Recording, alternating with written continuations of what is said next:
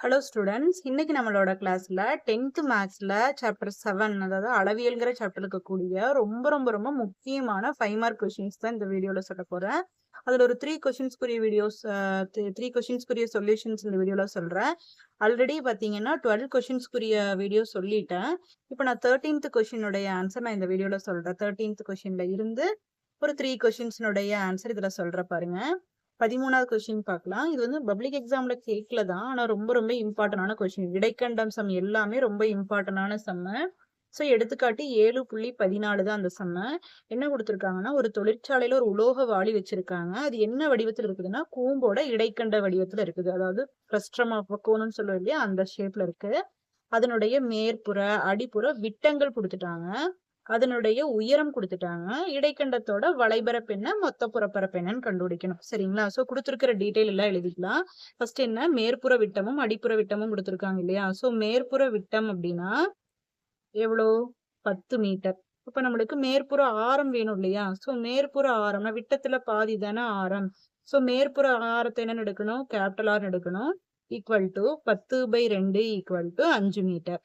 அதுக்கப்புறம் கீழ்ப்புற அடிப்புற ஆரம் அடிப்புற விட்டம் கொடுத்திருக்காங்க. சோ அடிப்புற விட்டம் எவ்வளோ, 4 மீட்டர். அதுல பாதி என்னவா இருக்கும்னா அடிப்புற ஆரமா இருக்கும். சோ அடிப்புற ஆரம் ஸ்மால் ஆர் ஈக்குவல் டு எவ்வளோன்னா 4/2 ஈக்குவல் டு 2 மீட்டர். அதுக்கப்புறம் என்ன கொடுத்திருக்காங்கன்னா உயரம் கொடுத்திருக்காங்க. சோ உயரம் h ஈக்குவல் டு எவ்வளோ அப்படின்னா 4 மீட்டர். சோ இதெல்லாம் எழுதியாச்சு. இப்போ நம்ம இடைக்கண்டத்தோட வளைபரப்பு கண்டுபிடிக்கணும். இடைக்கண்டத்தின் வளைபரப்புக்கு என்ன ஃபார்முலான்னா π × r + r × l. எல்லுங்கிறது என்ன, சாயுயரம். சோ இடைக்கண்டத்தினுடைய சாயுயரமும் தெரியணும். இங்க சாயுயரம் கொடுக்கல இல்லையா? சோ சாயுயரம் நம்மளே கண்டுபிடிக்கணும். சாயுயரம் எல்லுக்கு என்ன ஃபார்முலா அப்படின்னா, இந்த இடத்துல √, சரிங்களா? இப்ப நம்ம சாதாரணமா ஒரு கூம்பு அப்படின்னா எல்லுக்கு என்ன ஃபார்முலானா √r² + h² வரும். ஆனா வந்து இடைக்கண்டமா இருக்கும்போது அதுல கேபிட்டல் ஆர் ஸ்மால் ஆர் ரெண்டுமே இருக்குது இல்லையா? சோ சாயுரம் எல்லுக்கு என்ன ஃபார்முலானா √r - r² + h² தான் சாயுரத்துக்கான ஃபார்முலா. இதுல மதிப்பை பிரதியிடுங்க. √r - rனா ஆரோட கேபிட்டல் ஆரோட மதிப்பு 5, ஸ்மால் ஆரோட மதிப்பு 2. சோ 5 - 2² + h ஓட மதிப்பு 4, 4². இப்ப 5ல இருந்து 2 கழிங்க. சோ 3² + 4². 3ஓட ஸ்கொயர் எவ்வளோ, 3ஓட ஸ்கொயர் வந்து 9 பிளஸ் 4ஓட ஸ்கொயர் எவ்வளோன்னா 16. 2 கூட்டினீங்கன்னா 25. 25ன் வர்க்க மூலம் என்னன்னா 5. ஸோ சாயுரம் L ஈக்குவல் டு எவ்வளோன்னு கிடைச்சிருச்சுன்னா 5 மீட்டர்னு கிடைச்சிருச்சு. இப்போ நம்ம இந்த இடைக்கண்டத்துக்கு என்னென்ன கண்டுபிடிக்க போறோம் அப்படின்னா வளைபரப்பும் மொத்த புறப்பரப்பும் கண்டுபிடிக்க போறோம். ஸோ ஃபர்ஸ்ட் என்ன கண்டுபிடிக்கலாம்னா இடைக்கண்டத்தின் வளைபரப்பு கண்டுபிடிக்கலாம். என்ன ஃபார்முலானா π × r + r × L சதுர அலகுங்கிறத இடைக்கண்டத்தின் வளைபரப்புக்குரிய ஃபார்முலா. இதுல பிரதியிடுங்க. பையோட மதிப்பு 22/7 இன்டூ கேபிட்டல் ஆரோட மதிப்பு என்ன, கேபிட்டல் ஆரோட மதிப்பு 5 பிளஸ் ஸ்மால் ஆரோட மதிப்பு 2 இன்டூ எல்லோட மதிப்பு இப்ப நம்ம கண்டுபிடிச்சோம் இல்லையா 5. ஸோ 22/7 இன்டூ 5 2 கூட்டிங்கன்னா 7 இன்டூ 5ன்னு வரும். இந்த 7 கேன்சல் பண்ணிடலாம். ஸோ 2 மல்டிப்ளை பண்ணீங்க அப்படின்னா 110 மீட்டர்² அல்லது சதுர மீட்டர் அப்படிங்கிறத இடைக்கண்டத்தோட வளைபரப்பு.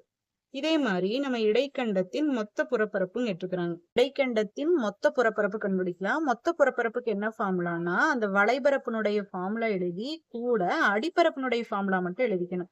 ஏன் அப்படி நம்ம அடிப்பரப்போட ஃபார்முலா மட்டும் எழுதணும்னா, ஒரு பக்கெட் எப்படி இருக்குன்னு யோசிச்சு பாருங்க. பக்கெட் மேல் பரப்பு வந்து ஓப்பனா தானே இருக்கும். ஸோ மேற்பரப்பு எழுதணுங்கிற அவசியம் இல்லை. கீழ்பரப்பு மட்டும்தான் க்ளோஸ்டா இருக்குங்கிறதுனால கீழ்பரப்போட ஃபார்முலா எழுதிடுறோம். சோ இதுல இந்த π × r + r × L மதிப்பை நம்ம ஆல்ரெடி கண்டுபிடிச்சு வச்சிருக்கோம். எவ்வளோன்னு கண்டுபிடிச்சிருக்கிறோம்னா 110ன்னு கண்டுபிடிச்சிருக்கோம். சோ அந்த 110 அப்படியே பிரதியிட்டுக்கலாம் இதுக்கு பதிலா. பிளஸ் இதை மட்டும் நம்ம கண்டுபிடிச்சோம்னா போதும். கூட 22/7 into small r. Small r எவ்வளோ, ஸ்மால் ஆர் வந்து 2. சோ 2 × 2ன்னு எழுதிக்கலாம். அப்போ 110 பிளஸ் இது எல்லாத்தையும் மல்டிப்ளை பண்ணுங்க. 2 2s are 4. 4ஆல இதை மல்டிப்ளை பண்ணும்போது 88 வரும். 88/7 வருது. இப்போ 110 பிளஸ் இதை வகுப்பு போயிட்டே இருக்கு. நம்மளுக்கு பாயிண்ட்க்கு அப்புறம் 2 ஸ்தானம் இருந்தா போதும்.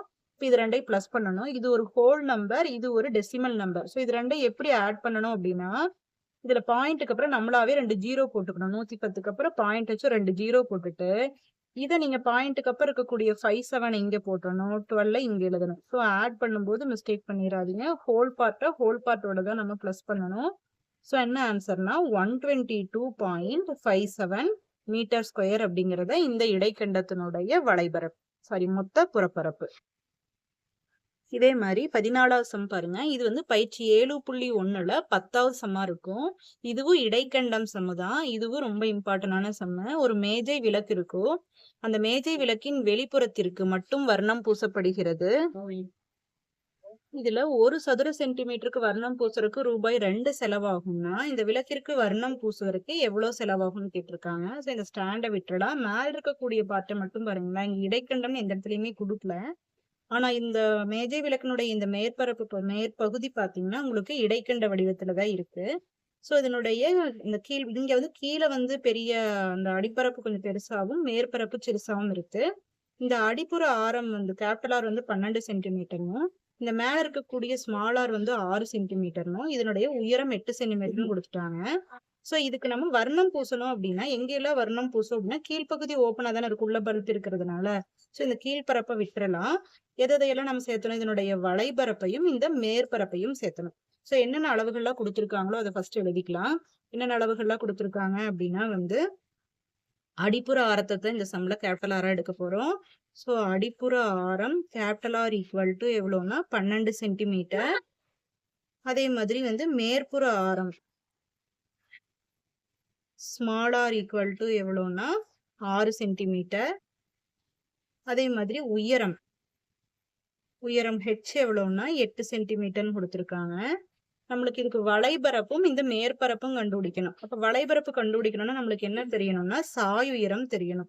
சோ சாயுயரம் கண்டுபிடிக்க போறோம். சாயுயரம் எல்லுக்கு என்ன ஃபார்முலானா √r - r the whole square plus h ஸ்கொயருங்கிறதா எல்லுக்குரிய ஃபார்முலா. இதே ஒரு கூம்பா இருந்தா எல்லுக்கு √r² + h ஸ்கொயர் மட்டும் எழுதுவோம். இது ஒரு இடைக்கண்டமா இருக்கிறதுனால எல்லுக்கு என்ன ஃபார்முலானா √r - r the whole square plus h square. இதுல சப்ஸ்டியூட் பண்ணுங்க. கேபிட்டல் ஆர் என்னன்னா 12 மைனஸ் ஸ்மால் ஆர் என்னன்னா 6 பிளஸ் ஹெச் என்னன்னா 8.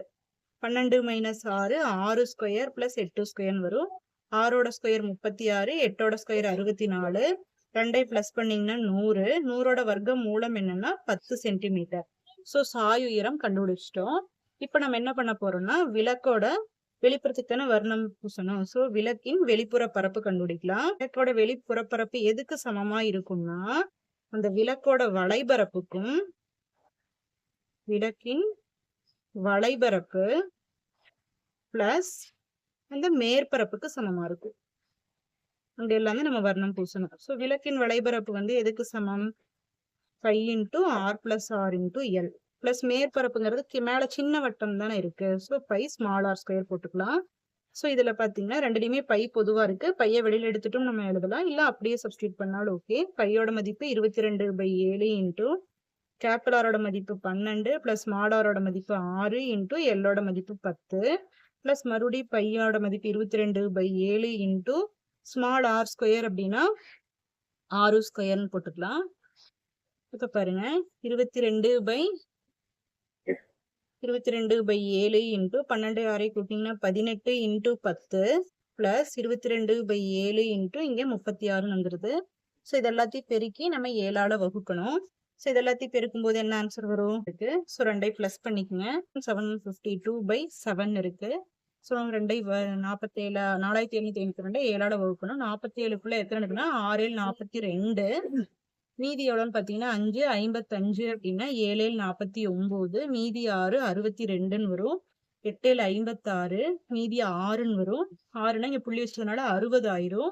8 56, மீதி 4ன்னு வரும். புள்ளி இருக்கிறதுனால 40ன்னு எடுத்துக்கிட்டோம்னா 7 35ன்னு எடுத்துக்கலாம். ஸோ 678.85 சதுர மீட்டருங்கிறது தான் இந்த விளக்கோட வெளிப்புற பரப்பு. நம்ம இதுல 1 சதுர சென்டிமீட்டருக்கு வர்ணம் பூச ஆகும் செலவு 2 கொடுத்திருக்காங்க. அப்படின்னா வர்ணம் பூச ஆகும் மொத்த செலவு எவ்வளவு நம்ம கண்டுபிடிக்க செலவுன்னு போட்டு நம்ம கண்டுபிடிச்ச ஆன்சரை 2ஆல மல்டிப்ளை பண்ணணும். So 678.85 into 2. ஸோ 2ஐ மல்டிப்ளை பண்ணுங்க. ரூபாய் 1357.70, 1357 ரூபாய் 70 பைசே அப்படிங்கிறது தான் இதோட ஆன்சர். அதே மாதிரி இந்த 15வது சம் பாருங்க. எடுத்துக்காட்டு 7.27 இருக்கும். ஒரு உருளை இருக்கு. அந்த உருளையின் மேல ஒரு இடைக்கண்டம் இணைஞ்ச மாதிரி இருக்கக்கூடிய ஒரு ஃபனல். சரிங்களா? ஒரு புனல் இருக்குது. இதுல உருளை மேல இடைக்கண்டம் இருக்கிற மாதிரி இருக்குது. இதனுடைய மொத்த உயரம் எவ்வளவுன்னா 20 சென்டிமீட்டர். இந்த உருளையோட உயரம் மட்டும் கீழே இருக்கக்கூடிய உருளை வடிவ பாட்டோட உயரம் மட்டும் 12 சென்டிமீட்டர். இந்த இடைக்கண்டத்தினுடைய மேற்புற விட்டம்னா இது வந்து எவ்வளவு சென்டிமீட்டர்னா 24 சென்டிமீட்டர். இந்த உருளையோட விட்டம் எவ்வளவுன்னா 12 சென்டிமீட்டர்னு கொடுத்துருக்காங்க. இதெல்லாம் கொடுத்துட்டு இந்த புனலோட வெளிப்புற பரப்பு கேட்டுருக்காங்க. மேலே ஓப்பனா தான் இருக்கும், கீழே ஓப்பனா தான் இருக்கும். அதனால நம்ம கன்சிடர் பண்ண வேண்டியது இல்லை. இப்போ இந்த புனலோட வெளிப்புற பரப்பு வேணும்னா இந்த இடைக்கண்டத்தின் வளைபரப்பையும் இந்த உருளையின் வளைபரப்பையும் நம்ம கண்டுபிடிச்சா போதும். சோ இங்க 2 வடிவங்கள் இருக்கு இல்லையா? சோ 2 வடிவத்துக்கும் என்னென்ன அளவுகள் இருக்குது அப்படிங்கறத நம்ம முதல்ல கீழே எழுதணும். சோ என்னென்ன வடிவங்கள் இருக்கு? ஃபர்ஸ்ட் வந்து உருளை, இன்னொன்னு வந்து என்னன்னா இடைக்கண்டம். சோ 2க்கு என்னென்ன வடிவங்கள் என்னென்ன அளவுகள் இருக்குதோ அதையெல்லாம் எடுத்து எழுதலாம். உருளைக்கு என்னென்னவெல்லாம் இருக்கும்? ஆரமும் உயரமும் இருக்கும். சோ உருளையினுடைய விட்டம் கொடுத்திருக்காங்க. சோ உருளையினுடைய விட்டம் வந்து 12 சென்டிமீட்டர் அப்படின்னா அதனுடைய ஆரம் வந்து விட்டத்துல பாதி இல்லையா? சோ ஆரம் இதனுடைய ஆரத்தை R1 எடுத்துக்கலாம். ஆரம் R1 equal to 12/2 equal to 6 centimetre. அதே மாதிரி உருளையோட உயரத்தை H1 எடுத்துக்கலாம். உருளையின் உயரம் H1 ஈக்குவல் டு எவ்வளோன்னா 12 சென்டிமீட்டர்னு கொடுத்துருக்காங்க. ஸோ இது ரெண்டும் எழுதியாச்சு. அதே மாதிரி இடைக்கண்டத்தை பொறுத்தவரையில என்னவெல்லாம் இருக்கும்? மேற்புற ஆரம், கீழ்ப்புற ஆரம், உயரம் எல்லாம் இருக்கும். சாய் உயரமும் இருக்கு. இதுல வந்து வளைபரப்பு வேணும்னா நமக்கு சாய் உயரமும் வேணும். ஸோ என்னவெல்லாம் கொடுத்துருக்காங்கன்னு பார்க்கலாம். ஃபர்ஸ்ட் மேற்புற விட்டம் கொடுத்துருக்காங்க. ஸோ மேற்புற விட்டம் எவ்வளவு கொடுத்துருக்காங்கன்னா 24 சென்டிமீட்டர் கொடுத்துருக்காங்க. அப்ப மேற்புற ஆரம்ங்கிறது அதுல பாதி இல்லையா? சோ மேற்புற ஆரம் R equal to 24/2 equal to 12 centimetre. அதுக்கப்புறம் இங்க உருளைக்கு என்ன? இந்த உருளையினுடைய இதுவும் இதனுடைய கீழ்ப்புறமும் பொருந்தி இருக்கிறதுனால உருளையினுடைய விட்டம் என்னவோ அதுதான் இதனுடைய கீழ்ப்புற விட்டமா இருக்கும். சோ கீழ்ப்புற விட்டம் ஈக்குவல் டு எவ்வளவுன்னா 12 சென்டிமீட்டர். அப்ப கீழ்ப்புற ஆரம் என்னன்னு பாருங்க. கீழ்ப்புற ஆரம் இது ரெண்டுடைய ஆரமும் சமம்ங்கிறதுனால அதையும் நம்ம என்ன எடுத்துக்கலாம்னா R1 எடுத்துக்கலாம். சோ கீழ்ப்புற ஆரம் R1 equal to 12/2 equal to 6 centimetre. இப்ப இடைக்கண்டத்தோட உயரம் என்னன்னு பார்க்கலாம் பாருங்க. இது டோட்டலா 20 சென்டிமீட்டர். இதுல இருந்து இதுவரை 12 சென்டிமீட்டர்னா இந்த 20ல இந்த 12 போக மீதி இருக்கிறத இடைக்கண்டத்தோட உயரமா இருக்கும். சோ இது 12னா இது எவ்வளவு சென்டிமீட்டர் இருக்கும்னா 8 சென்டிமீட்டர் இருக்கும். சோ இதனுடைய ஹைட் 8, இதனுடைய ஹைட் 12, டோட்டலா 20ன்னு வந்துருது. சோ இடைக்கண்டத்தோட உயரம் என்ன? இடைக்கண்டத்தோட உயரத்தை நம்ம H2ன்னு எடுத்துக்கலாம்.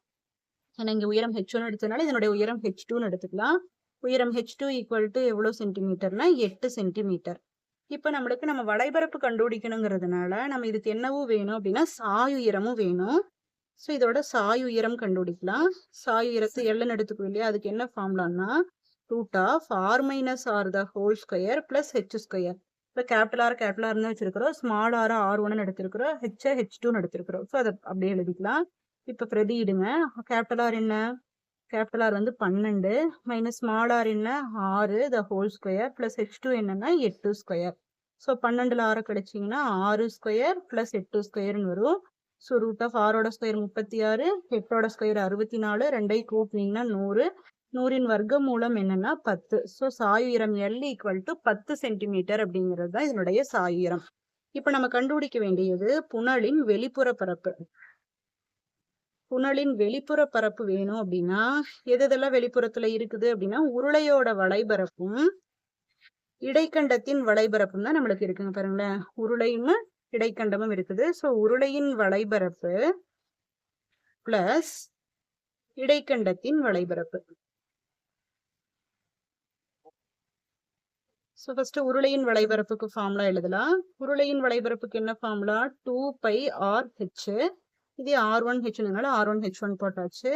இதுக்கு வந்து π × R + R × L. கேபிட்டல் ஆர்னு வச்சுக்கலாம். இந்த ஸ்மால் ஆர் R1 எடுத்துக்கலாம். இப்ப இது ரெண்டுலயுமே π பொதுவா இருக்கு. சோ πயை வெளியில எடுத்துருங்க.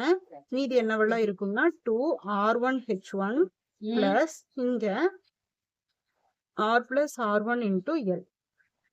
சரிங்களா? இப்ப மதிப்பை பிரதியிடுங்க. ஸோ பையோட மதிப்பு 22/7 × 2 × R1 மதிப்பு என்னன்னு பாருங்க 6, H1 மதிப்பு என்னன்னு பாருங்க 12 பிளஸ் கேபிட்டல் ஆரோட மதிப்பு என்ன கேபிட்டல் மதிப்பு 12 பிளஸ் R1 மதிப்பு 6 இன்டூ Lோட மதிப்பு என்னன்னா 10. ஸோ இதெல்லாம் பிரதியிட்டாச்சு. ஸோ 22/7 இன்டூ இதெல்லாம் பெருக்குங்க 2 6 12 12 பெருக்குனீங்கன்னா 144.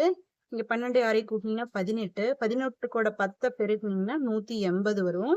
இப்போ இது ரெண்டையும் பிளஸ் பண்ணிட்டு 7ஆல கேன்சல் பண்ண முடியுமான்னு பார்க்கணும். ஸோ இதனுடைய கன்க்ளூஷன் இங்க எழுதுறேன். ஸோ 22/7 இன்டூ ரெண்டையும் பிளஸ் பண்ணுங்க. 0 + 4 4 8 + 4 12 மீதி 1 1 2 3. ஸோ இது எல்லாத்தையும் பிளஸ் பண்ணீங்கன்னா 324 வருது. ஸோ இதை 7ஆல கேன்சல் பண்ணி பார்க்கலாம். 4 7 28 மீதி 4 44னா 6 7 42 மீதி 2 2க்குள்ள 7 வராதனால புள்ளி வச்சிட்டோம்னா 20 ஆயிரும். 20க்குள்ள 2 7 14 மீதி 6 புள்ளி வச்சிருக்கனால 60 ஆயிரும். 60னா 8 7 56. இப்போ இது ரெண்டையும் பெருக்குனீங்கன்னா வர்றது இதோட ஆன்சர். ஸோ ரெண்டையும் பெருக்குனீங்கன்னா என்ன வருதுன்னா 1018.16 சென்டிமீட்டர் ஸ்கொயர் அப்படிங்கிறது தான் இந்த புனலோட வெளிப்புற பரப்பு. Thank you students.